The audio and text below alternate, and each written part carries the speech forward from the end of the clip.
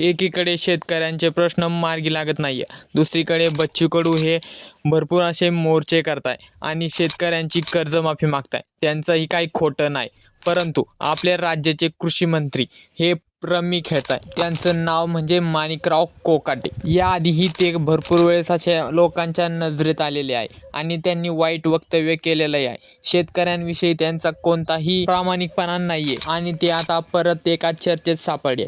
ते पावसाळी अधिवेशन चालू असताना रम्मी खेळताय. त्यांचा व्हिडिओही समोर आला. रोहित पवारांनीही त्यांच्यावर टीका केली. पुढे काय होणार यावर मोठा गौप्यस्फोट आहे.